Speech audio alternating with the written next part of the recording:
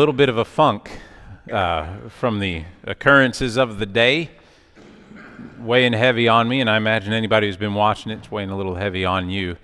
But the Bible is still God's word, and there's still a message to be had here. As David says in just a moment, is there not a cause? There is still, and this death, as horrible and sad as it is, let's focus on what we're doing here tonight, because I've been looking forward to this since I finished writing the thing. Because this is the story of David and Goliath. This is what we read 1 Samuel for, right? This is the pinnacle of the narrative here. So before we get going, y'all bow your heads with me. Let's open with a word of prayer. Father God, we thank you for this evening together. We are humbled and anxious by the events of the day, God, but we've gathered here today to praise your name by studying your holy word. And we ask, God, that you would be with us tonight, that you would calm us and be among us, Lord, that what's done these evenings would edify us and would build us up, would make your church stronger, would make your bride spotless. God, we ask that you would open up the word to us, that we would see the wisdom within it clearly. In Jesus' name we pray. Amen. So I'll try and lighten the mood just a little bit here.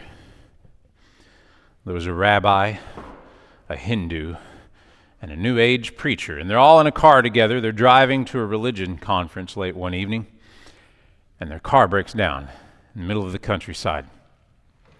As three of them see a farmhouse about a half-mile off, they make their way over there to see if they can stay for the night. And when they arrive, the farmer quickly takes pity on him and says, guys, I'll put you up. I'm happy to do it, but I only have enough room in the house for two of you, but the third's welcome to stay in the barn. The rabbi says, you know what, I'll take one for the team. I'll go sleep in the barn, but the other two settle down. It's not even 10 minutes before the rabbi comes knocking at the door. He says, I'm sorry, guys, but there's a pig in that barn. I can't bring myself to sleep near a pig. They're unclean animals. And they say, that's all right. The Hindu says, you know what? I'll go stay in the barn. I'll take one for the team. So they both thank him, and he grabs his bedroll, and he goes off to the barn. And the other two of them start to settle down. Not even 10 minutes later, the Hindu comes knocking on the door. And he says, guys, there's a cow in that barn, and it's a sacred animal, and I can't bring myself to sleep seeing that sacred animal held up in a pen.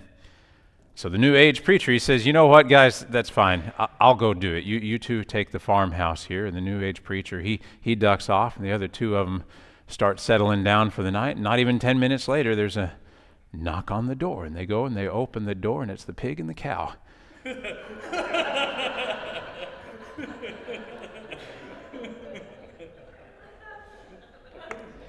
All right. Yeah.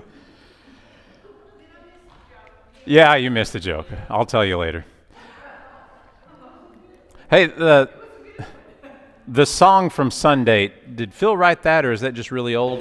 No, that's just an old song. Just really old, okay. You can't Google it. No, you can't find it. You can't find it anywhere. You cannot. But we'll take up a collection after the service to fly me to LA to record it. Or at Randy's house. Yeah, right on. All right, no further ado. 1 Samuel chapter 17, looking at the first 7 verses. And y'all remember where we're at, right? We don't need a recap from 16. Samuel has anointed David. David was playing a harp for King Saul. David has since gone back to his house and started tending the sheep. And then we don't know exactly how much time passes right here, and then we arrive in chapter 17. So the first 7 verses here. Now the Philistines gathered together their armies to battle, and were gathered together at Shekah, which belongeth to Judah, and pitched between Shekah and Azekah and Ephesdammim. Apologies if I'm mispronouncing those.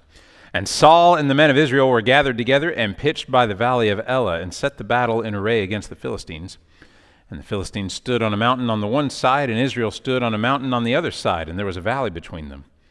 And there went out a champion out of the camp of the Philistines named Goliath of Gath, whose height was 6 cubits and a span, And he had an helmet of brass upon his head, and he was armed with a coat of mail, and the weight of the coat was 5,000 shekels of brass. And he had greaves of brass upon his legs, and a target of brass between his shoulders, and the staff of his spear was like a weaver's beam, and his spear's head weighed 600 shekels of iron, and one bearing a shield went before him.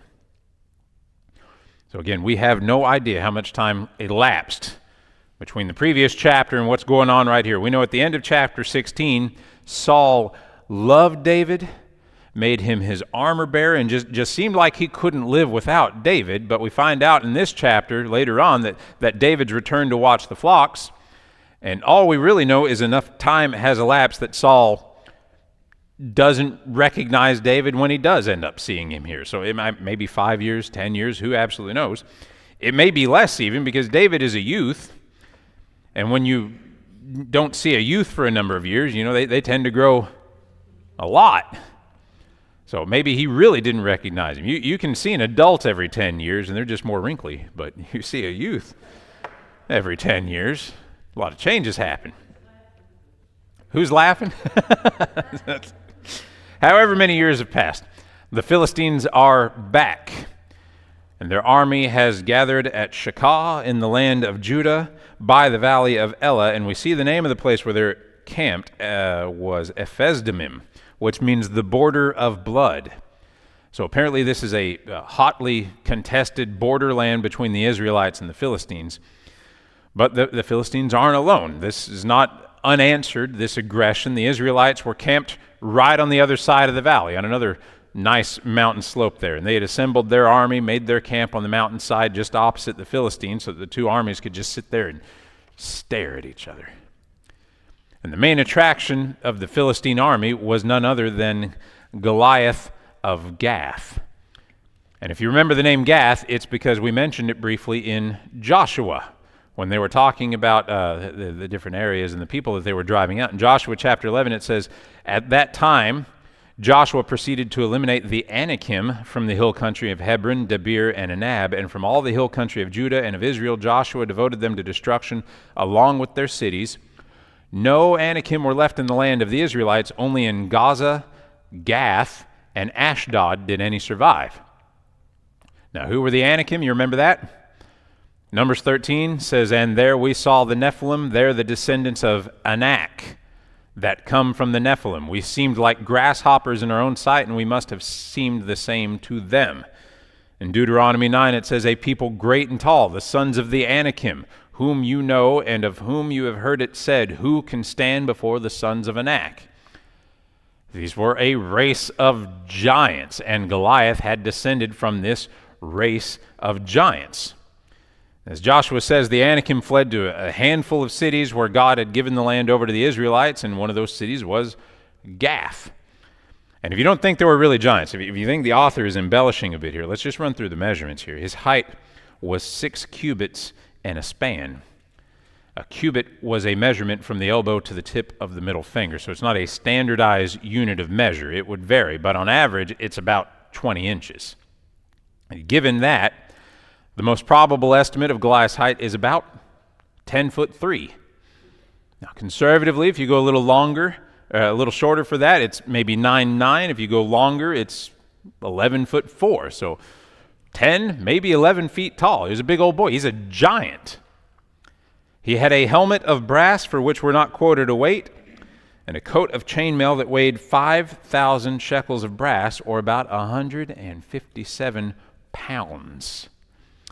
He had brass armor on his legs. He had a target, which is a javelin, a target of brass slung on his back between his shoulders, and he carried a 5-foot-long spear with a 19-pound iron head on it. That's a lot. Verses 8 through 11. "And he stood and cried unto the armies of Israel, and said unto them, Why are ye come out to set your battle in array? Am not I a Philistine, and ye servants to Saul? Choose you a man for you, and let him come down to me. If he be able to fight with me and to kill me, then will we be your servants. But if I prevail against him and kill him, then shall ye be our servants and serve us. And the Philistines said, I defy the armies of Israel this day. Give me a man that we may fight together. When Saul and all Israel heard those words of the Philistine, they were dismayed and greatly afraid. So Goliath would present himself to the army of Israel, the army of King Saul, the army of the one true living God, and he would say, "Why on earth did you bring your whole army out here? Here I am. I'm a single Philistine, the quintessential Philistine, the representative of the entire Philistine army. You pick your best warrior and send him out here, and if that soldier can kill me, then the Philistines will bow to you. We will be servants to the Israelites. But if I can kill that soldier, then the Israelites will be servants to the Philistines once again." It wouldn't be the first time. And honestly, given the way the two armies were, they're fortified on the descending slopes of mountains with a valley in between them, if they don't do something like this, some kind of representative combat, then this is going to be a long, bloody battle, because whoever attacks is going to be attacking through a valley, uphill, against fortifications. And Goliath stood on the field of battle, defying the armies of Israel and mocking them. And when Saul and the Israelites heard it, they were dismayed and greatly afraid. Because how are you supposed to answer something like that? And you might even think, Saul and Jonathan, they've been brave in the past. So maybe they're brave enough to take up the challenge. Maybe they were, who knows? But the dignity of their station would prohibit them from personally answering this challenge, because they have a whole army of soldiers there. There's a soldier calling out a soldier, and it's not right for a soldier to fight a king. If they want to send their king down, then we'll fight the king of the Philistines. But I'm a king, and this is the prince, and we're not going to go out there and fight some meager soldier. So with no one brave enough to answer that challenge, the Israelites are dismayed, disheartened, dishonored. They're greatly afraid. Now we get a little insert into the narrative here, verses 12 through 15. Now David was the son of that Ephrathite of Bethlehem, Judah, whose name was Jesse, and he had 8 sons. And the man went among men for an old man in the days of Saul. And the 3 eldest sons of Jesse went and followed Saul to the battle, and the names of his 3 sons that went to the battle were Eliab, the firstborn, and next up to him Abinadab, and the third Shammah. And David was the youngest, and the 3 eldest followed Saul. But David went and returned from Saul to feed his father's sheep at Bethlehem. So, we're not learning anything here that we haven't heard before. David was the son of that Ephrathite of Bethlehem, Judah, Jesse. It's a quaint way of saying, hey, you remember this guy? These chapters are they follow one right after the other, but it's interesting to think, the author, in assembling this account, may have done so over a long, protracted period of time in which he felt it was necessary to, reintroduce Jesse into the equation and say Jesse had 8 sons, even though he just finished that other chapter that was very David-centric. Jesse had 8 sons, and in the time of Saul, Jesse was old, which is a fact that's thought to be included to explain his absence from the army of Saul. They're saying that he's too old for fight. He's went out among men for an old man in the days of Saul. So when all of this is happening, don't think too poorly of Jesse, because he's too old to fight. And we've already seen the names of his 3 eldest, Eliab, Abinadab, and Shammah, because we saw their names specifically when Samuel came to the house of Jesse to discover the man that God had chosen to be anointed. And then in verse 15, it explains that David, some time ago, and we don't know when, had left the service of Saul to go back to be a shepherd, to feed his father's sheep. So he had the title of armor bearer. He did have that, but as we discussed last week, that may have really been more of an honorary title that didn't require a whole lot of him. Like 2 Samuel 18 says that Joab had 10 armor bearers. Saul likely had more. David is just among the armor bearers. It's a title, yes. He's been honored by it, but it didn't require anything of him, and it's not specific to him. So it wasn't a huge deal for him to leave Saul's service and go back home, because Saul had plenty of armor bearers. Verses 16 through 21. And the Philistines drew near morning and evening, and presented himself 40 days. And Jesse said unto David his son, Take now for thy brethren an ephah of this parched corn, and these 10 loaves, and run to the camp of thy brethren, And carry these 10 cheeses unto the captain of their 1,000, and look how thy brethren fare, and take their pledge. Now Saul and they and all the men of Israel were in the valley of Elah fighting with the Philistines. And David rose up early in the morning, and left the sheep with a keeper, and took and went as Jesse had commanded him. And he came to the trench as the host was going forth to the fight, and shouted for the battle. For Israel and the Philistines had put the battle in array, army against army.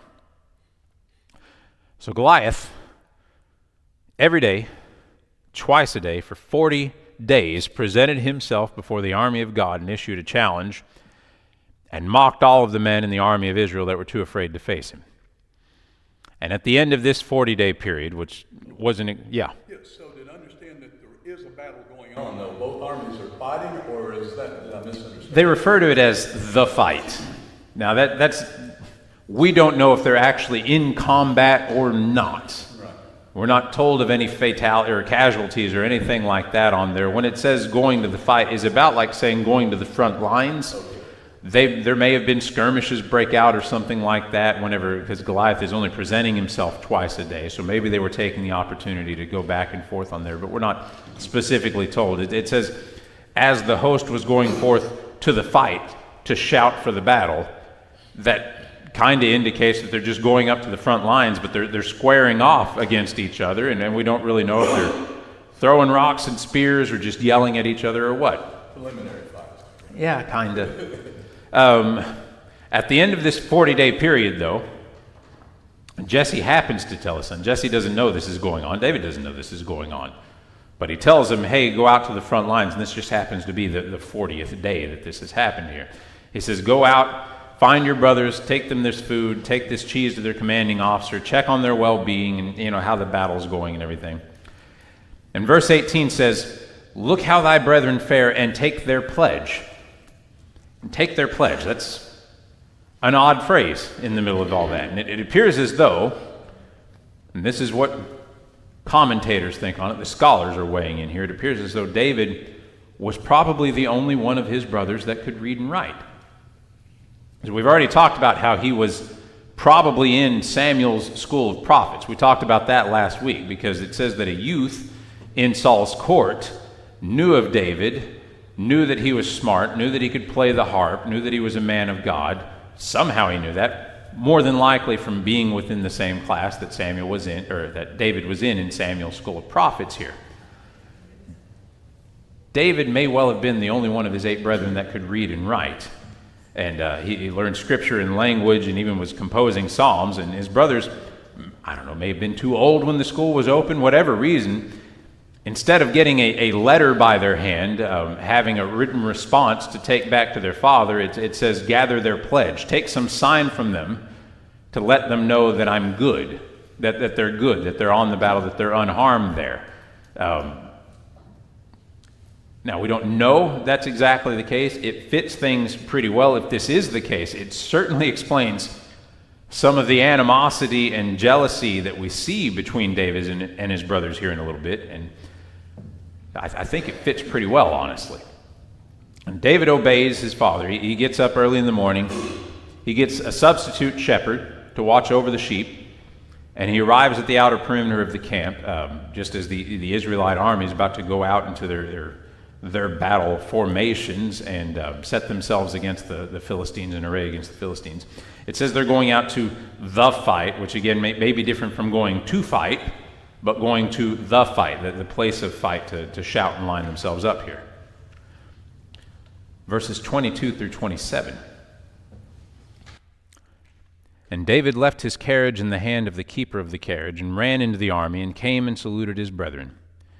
And as he talked with them, behold, there came up the champion, the Philistine of Gath, Goliath by name, out of the armies of the Philistines, and spake according to the same words, and David heard them. And all the men of Israel, when they saw the man, fled from him, and were sore afraid. And the men of Israel said, have ye seen this man that is come up? Surely to defy Israel he is come up. And it shall be that the man who killeth him, the king will enrich him with great riches, and will give him his daughter, and make his father's house free in Israel. And David spake to the men that stood by him, saying, what shall be done to the man that killeth this Philistine, and taketh away this reproach from Israel? For who is this uncircumcised Philistine that he should defy the armies of the living God? And the people answered him after this manner, saying, So shall it be done to the man that killeth him. So David leaves his luggage, his handcart, wagon, whatever he was bringing here, with the guy at the perimeter barricade of the camp, and he runs up to the front line where his brothers are, and he salutes them. And he's telling them, hey, Dad misses you. He sent me out here to check on you, I've got some food for you and some for your commanding officer. And he's going on. And while he's talking to his brothers, Goliath makes his way out from the Philistine front lines out to the valley of Elah to start his twice a day shouting at the army of Israel. It's this great 10-foot warrior out there, the one that the Jews do hold in their tradition. Y'all remember talking about whenever Eli and Hophni and Phinehas died and the ark was taken? The Jewish Targum, the Jewish tradition, says that the one who killed Hophni and Phinehas and took the ark and drug it to the temple of Dagon, they say that was Goliath. Now, nothing in the Bible substantiates that, but the Jewish people have passed that down from generation to generation, saying that it was Goliath that actually did that on there. So Goliath presents himself. He starts another day of taunting the Israelite army, and when he shows up, I'm sure that the front line probably pulls back a little bit. Everybody's a little afraid. The men start talking again among themselves. They say, oh, it's this guy again. It's the giant.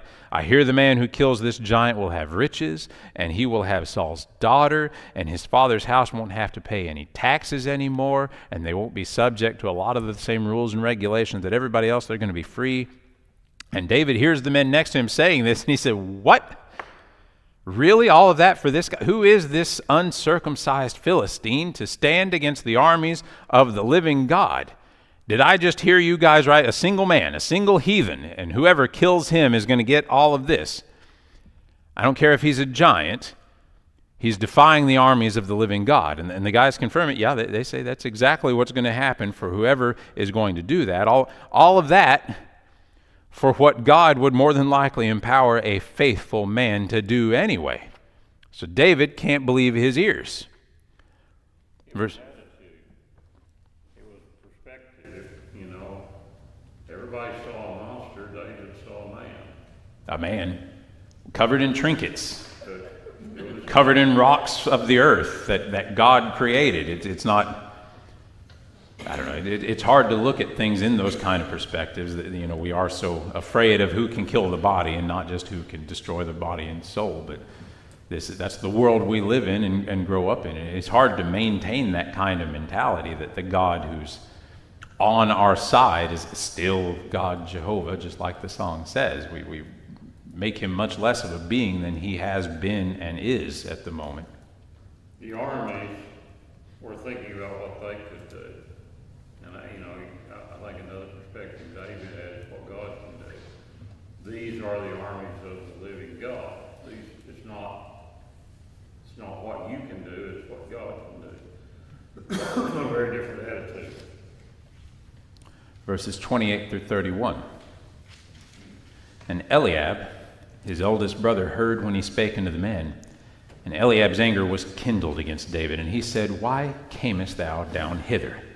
And with whom hast thou left those few sheep in the wilderness? I know thy pride and the naughtiness of thine heart. For thou art come down that thou mightest see the battle. And David said, What have I now done? Is there not a cause? And he turned from him toward another, and spake after the same manner. And the people answered him again after the former manner. And when the words were heard which David spake, they rehearsed them before Saul, and he sent for him.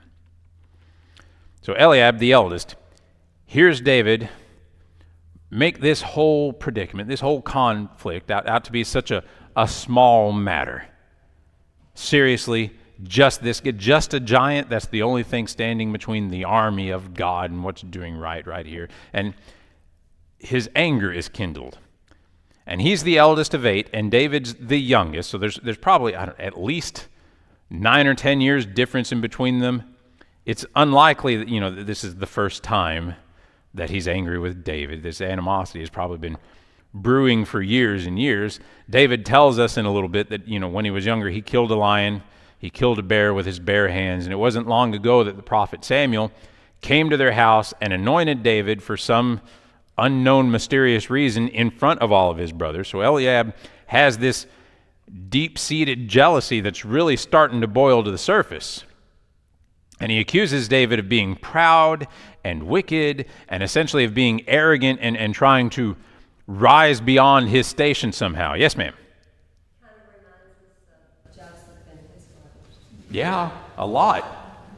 For different reasons, and we talked about that a little bit. You know, Joseph's brothers hated him because he said, I had visions of all of y'all bowing to me, and I'm going to be over all of y'all. He's hating David not because of any kind of move that he's made toward his brothers, but just what he has been blessed with. He apparently is a good-looking, red-headed, ruddy young man who apparently has some real good strength and physicality about him to be able to kill a lion with his bare hands and a bear.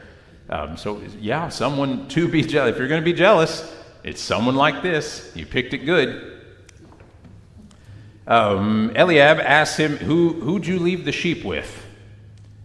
And that's not because he cares about the sheep. He's pointing out to David that your wheelhouse is being a shepherd. Your priority should be sheep. I have no idea what you're doing here. Who'd you leave the sheep with? You've left alone the one job that you got. You've got one job. Stay in your lane. Don't be coming up here and telling us how to do things. But David answers gently and very directly to the heart of the matter. He says, what have I done now? Is there not a cause here? And there's a bit of a split on how to interpret the Hebrew here. Some say, is there not a cause is more accurately translated as, is it not a word? The sense there being that David is just asking an innocent question. He's saying, what have I done now? I'm just asking an innocent question. And that would be the translation of the original. What, am I not allowed to talk anymore? The other sense is, as the King James Version puts it, is there not a cause? Which is, it's a much grander thought. Is this giant too big for God? Do we not have a reason to be out here? Is the problem so insurmountable that God will not empower if this cause is just and true and righteous? And I tend to go with the KJV here because whatever David is saying has to be somewhat uplifting and righteously indignant, because it had to have some kind of a divine and humbling aspect to it, because all the people that hear it are spreading it around. It's spreading through the camp, through the army here. If it wasn't something a little grander, then it never would have made its way to King Saul. No one would care if a young boy were out here asking innocent questions, but if hearts are being stirred by this anointed young boy to the possibility of God's hand moving, once again in their midst, it might have gotten a few tongues wagging there. It would have been viral, broke out among them to the point that they actually took David up to King Saul. Verses 32 through 37. And David said to Saul, let no man's heart fail because of him. Thy servant will go and fight with this Philistine. And Saul said to David, thou art not able to go against this Philistine to fight with him, for thou art but a youth, and he a man of war from his youth. And David said unto Saul, thy servant kept his father's sheep, and there came a lion and a bear, and took a lamb out of the flock. And I went after him and smote him and delivered it out of his mouth. And when he arose against me, I caught him by his beard and smote him and slew him. Thy servant slew both the lion and the bear, and this uncircumcised Philistine shall be as one of them, seeing he hath defied the armies of the living God. David said, moreover, the Lord that delivered me out of the paw of the lion and out of the paw of the bear, he will deliver me out of the hand of this Philistine. And Saul said unto David, go, and the Lord be with thee. So the army hears what David's saying, and they take him to the presence of King Saul, and there's no indication that Saul recognizes him and says, oh, it's my armor bearer. What are you doing now? David says to King Saul, let no man's heart fail because of this giant, this uncircumcised heathen that would blaspheme the name of the living God. I will go fight him. And Saul pushes back because compared to this giant, David is just a tiny little boy. He's a young man. He's a young man. He's not a child, but you put anybody up against a 10, 11-foot giant, and they start looking a little small. Have y'all ever seen, there's a picture of It's the movie Conan the Destroyer. It's a behind-the-scenes movie with Arnold Schwarzenegger. And the picture is Arnold Schwarzenegger and Wilt Chamberlain and Andre the Giant. And you think Arnold Schwarzenegger is big. He's 6'1". You put him next to Andre the Giant and Wilt Chamberlain, and it looks like there's a little kid wandered onto set, and he's just so cute. And Andre the Giant's so nice to take this little kid and show him around. No, it's Arnold Schwarzenegger. Is it correct that Saul does not know about the anointing of David at this point? No, he doesn't. He doesn't. No, not at all. So Saul pushes back. He says, no. You're a shepherd. You know sheep. And he says, yeah, I'm a shepherd. I know sheep. And I've tended sheep since I was a young child. And he goes, yeah. But this guy has been fighting since he was a young child. He is a warrior. He is of war. He knows battle. And he's been hardened by it since he was a child. And all you've been doing is tending sheep since you were a kid. And David said, yeah, I'm a shepherd. I know it. But I've killed a lion. It came and got one of my flock, and I snatched it up by its beard. And that's gutsy. Lion's head's about this big. Y'all ever seen a full-grown lion head? Even a mounted one? Those are huge. Those are gigantic. I saw a video one time, and it's I want to say it was a jaguar, and it's in a zoo. And this jaguar is coming out of its enclosure into this new enclosure where it's got a window into the next one, and it starts walking out, and then it just stops. And it looks up, because there's like a Bengal tiger or something like that that's 3 times its size in the enclosure next to it, and it thinks it's all big and everything, and then it comes out there and it stares at this tiger. I mean, those cats get gigantic. And David says, yeah, I'm a shepherd, but I snatched one of these things up by the beard and I killed it, and I did the same with a bear, and this Philistine will be exactly like one of them. I don't fight alone. The Lord delivered me from the paw of the lion, from the paw of the bear. He'll deliver me from the paw of this heathen Philistine. I'm not worried about it. And so Saul gives David permission, and he blesses him. He says, okay, fine. You go ahead and do it. God be with you. Verses 38 through 40. And Saul armed David. This is my favorite part. Saul armed David with his armor, and he put an helmet of brass upon his head. Also he armed him with a coat of mail. And David girded his sword upon his armor, and he essayed to go, for he had not proved it. And David said unto Saul, I cannot go with these, for I have not proved them. And David put them off, and took his staff in his hand, and chose him 5 smooth stones out of the brook, and put them in a shepherd's bag which he had, even in a scrip. And his sling was in his hand, and he drew near to the Philistine. So for this fight, Saul was going to help David the only way he knew how. He's going to give him his armor, his royal armor, his helmet of brass, a coat of mail, the king's sword, anything that the king could do in his worldly power to see David succeed, he was going to do it. And I imagine it looked like a toddler invading his dad's closet, you know, walking around in cowboy boots that go straight up to his waist or something like that, like it just gigantic on him. And it says he essayed to go. That means he tried to walk around, and he said, I can't do it. I'm not used to these things. I've never fought in anything like this before. I've never tended sheep in anything like this before, obviously. Trying to get a feel for the armor, and this is just not going to work. I've got no experience with any of this stuff. And he politely tells the king, I'm sorry, sheds the armor, puts the sword, the helmet, all of it down. What's he take instead?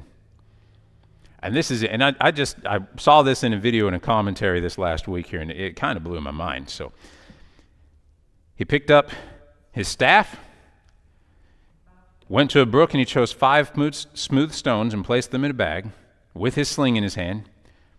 And that's it. And he set off towards Goliath. So let me ask you something. Question that I had never considered up until this last week. David is absolutely sure of victory.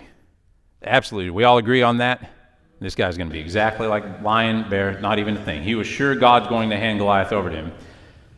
And he seemingly had the forethought that he's going to be using his sling to do it. So why take 5 stones?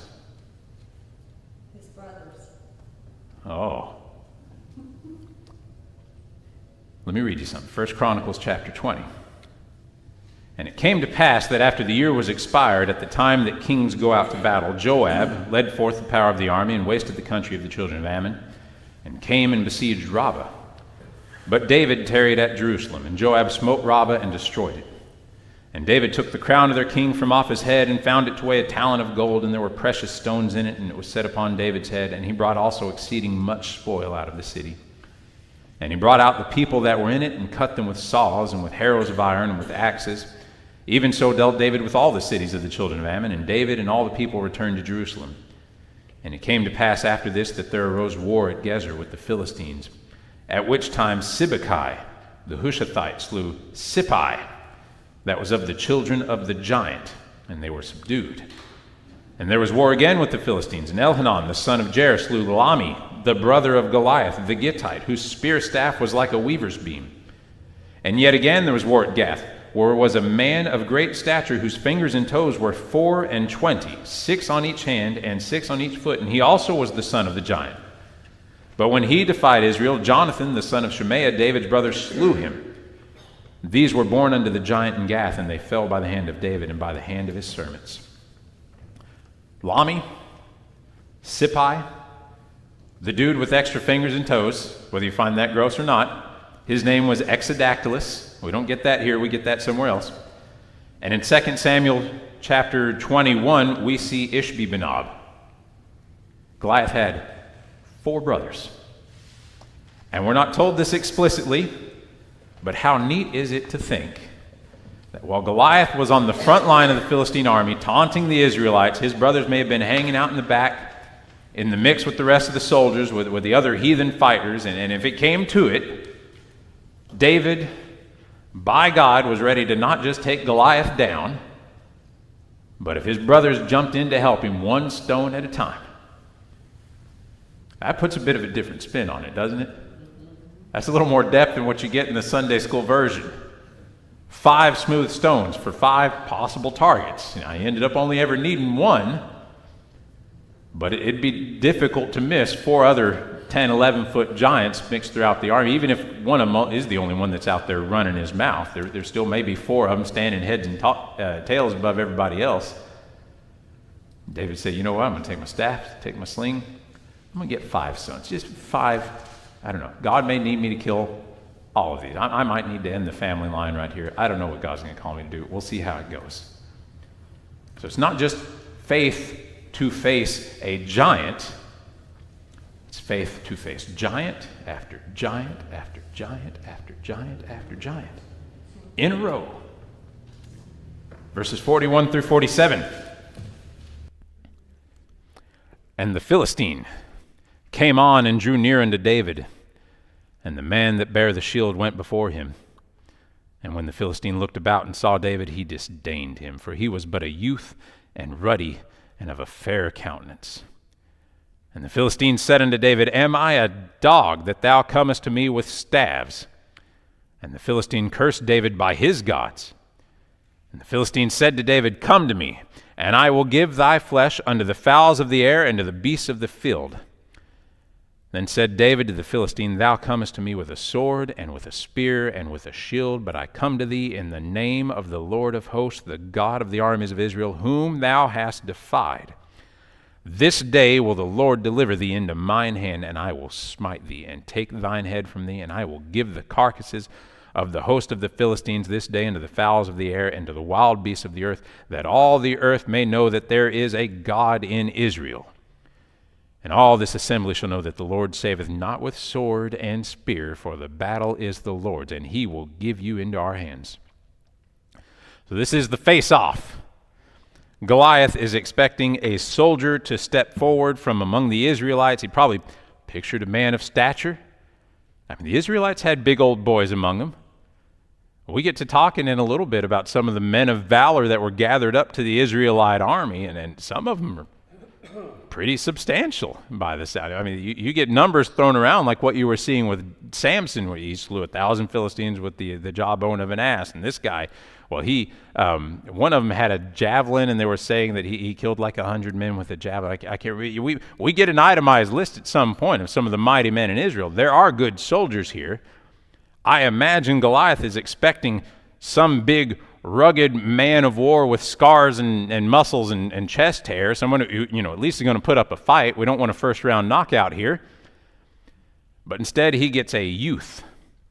a ruddy, reddish, red-headed even, fair countenance, pretty boy.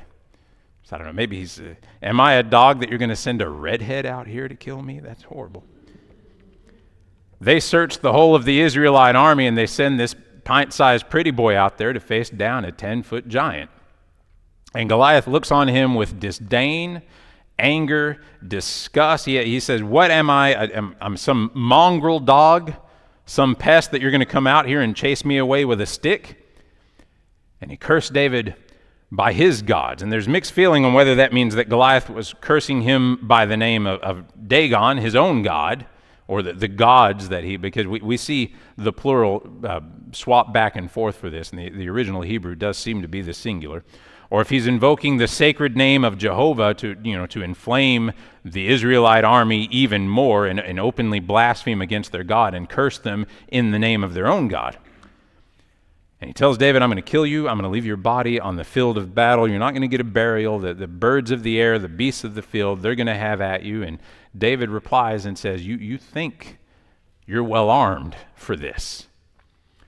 Boy, you think you've got it all. You've come to me with a sword and with a spear and with a shield, with these trinkets that have been crafted from the dirt that God Almighty created, but I'm coming to you in the name of the Lord of hosts, the God of the armies of Israel, whom you have defied. And this day the Lord will deliver you into my own meager hands, these tiny reddish hands. By God, I will smite you and I will take your head. And not just you, but it says I'm going to leave up the carcasses of the Philistines this day, of the host of the Philistines this day unto the fowls. He says it's not going to be just you. When I'm done with you, your army is going to follow. They will all be left for the birds of the air to spoil. And all this so that the whole earth may know there is a God in Israel, and he doesn't need swords, and he doesn't need spears, and he certainly doesn't need shields or anything else, doesn't need mighty warriors or this giant army. This whole battle is the Lord's. You've already lost it, and you just don't know it. Verses 48 through 51. The fight of a young youth like that is astonishing. But the three Hebrew boys that threw into the fiery furnace, I think 66-year-old sitting here would, do I have that kind of faith? The age doesn't translate a lot of the times when we see those. We don't grasp just how young some of these kids are. That they are taking such a... Daniel getting exiled, going up under the rule of Nebuchadnezzar, is a teenager. He's like 15. And he's still praying twice a day with his window wide open. He doesn't care if they ruled against it or not.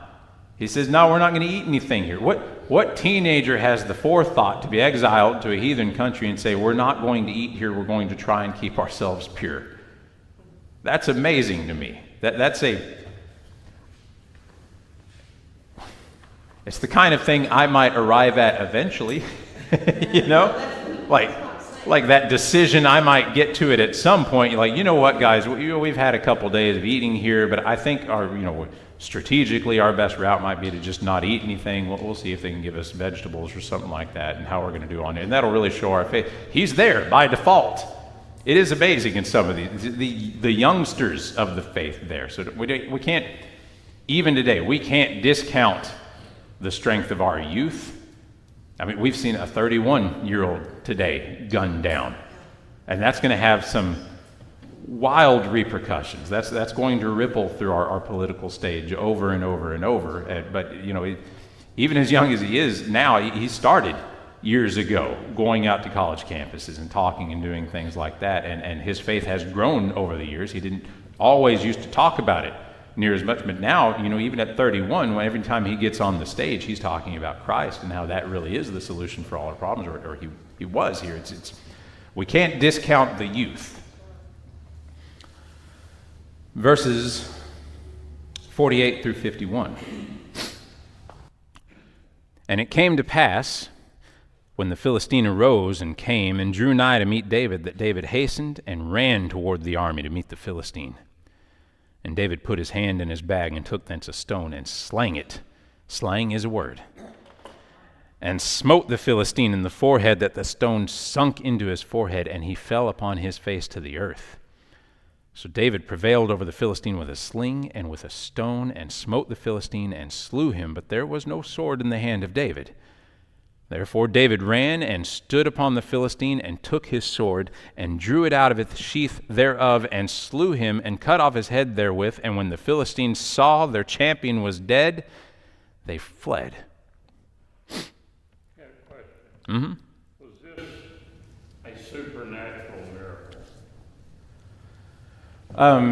Yeah, it may well have been. I mean, I can't say.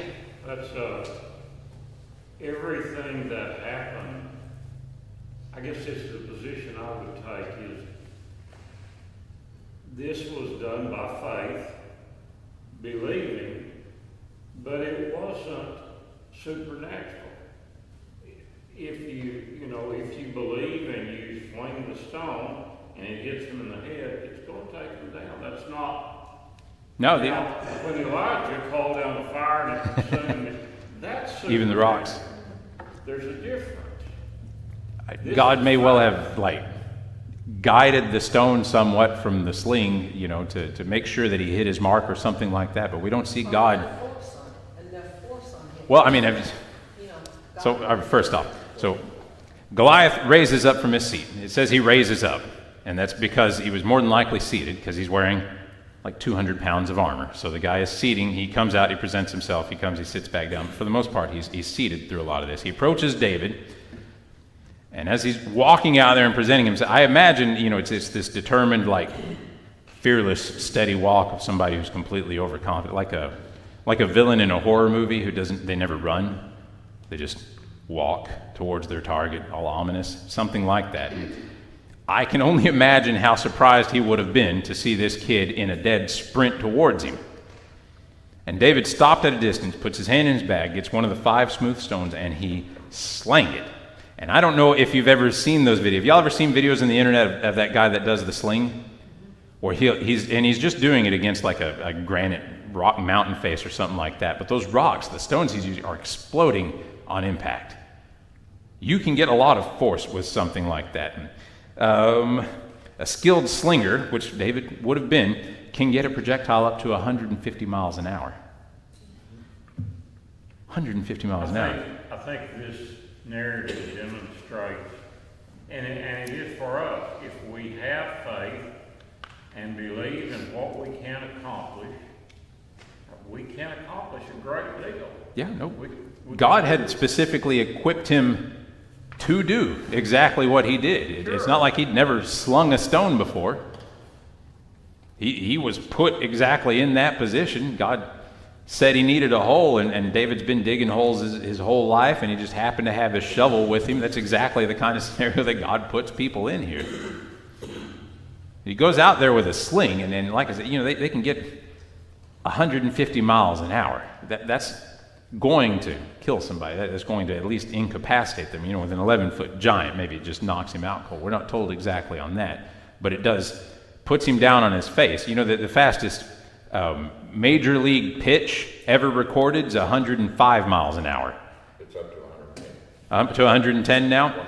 2010, it was 105.8 miles an hour, a guy that played for the Reds. Happened in the last probably 110. We're beating that by 40 miles an hour with a sling. And have you ever been hit by a fastball? I was in a batting cage one time at Celebration Station on it was a church trip. I got hit right there, and it went, I thought something had broke. It was bruised, it went numb, I didn't feel it the rest of the night. That hurts, and that was just like a 90-something fastball. That wasn't, there's not Nolan Ryan pitching or anything like that. But David is specifically empowered to do exactly what he did right here. So the other soldiers, they all had the ability to do this. The problem is they didn't believe they could. Looking at the battle, everybody thought, we can't win this. This is, and they panicked. Panic kills people. Fear and panic destroy people. And it stops people from doing. Occasionally you have somebody that comes along that really believes. that honestly believes in what they're trying to do, and And he won't listen to the other people that are trying to tell him, no, you can't. I told you about this today. I was reading this article about Lieutenant General Chesty Fuller, the Korean War. They found themselves in the Korean War surrounded by 22 divisions of Chinese soldiers. And they were one division, 1st Marine Division. And so the men came to him and said, we're completely surrounded, 22 divisions. And you know what his response was? Good, that simplifies things. Out of the 1 Marine Division broke through and took out 7 of the Chinese division because he believed they could. Too many Christians think we can't.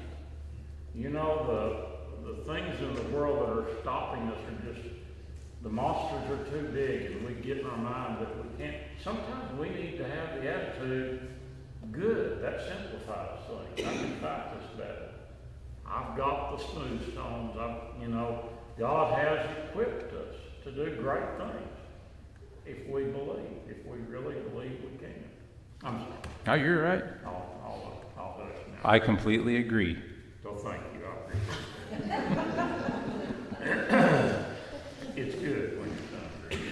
So David slang a stone into the forehead of the Philistine, and it put him out on the ground here. And the way it's worded too, it says, he prevailed over the Philistine with a sling and with a stone, and smote the Philistine, and slew him, but he didn't have a sword. And he ran up, and he stood on the Philistine, and he took his sword, and drew it out of the sheath thereof, and slew him, and then cut off his head. Either the stone flat out killed him, which is a very good probability, or this is one of those like big, thick four-headed, 11-foot guys, and it just put him out cold. And David said, I don't know that he's dead. I'm going to run over there, get up on top of him. He told him he was going to cut off his head, but it doesn't say he just cut off his head. It says he stood upon the Philistine and took his sword and drew it out of the sheath thereof and slew him and cut off his head therewith. So either the stone killed him flat out and he just went up and took the sword and cut off his head, or it didn't and he went up, took his own sword, ran him through, and then cut off his head. Who knows? Either way, he's dead as a doornail either way. Yeah. Well, and then he gets to keep it too. He kept all of that. Well, that's a rule, always make sure they're dead. Well, he did. It really Yeah. is.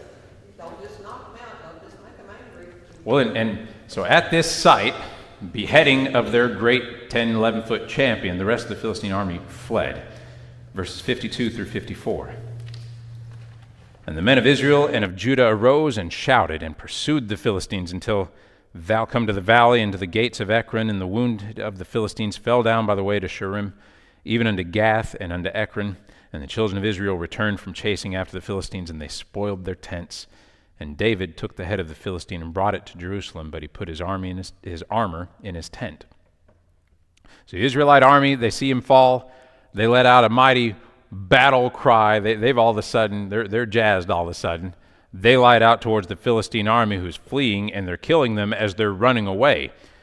And when they had their fill of killing the soldiers, or they killed all the ones that they could actually catch up with, and maybe they had a few stragglers that escaped there, they turn around, they come back to the camp where the Philistines had abandoned all of their tents and stuff, and they loot all the food and riches and armor and everything, and weapons, I would imagine, because the Israelites are just now getting blacksmiths back among them.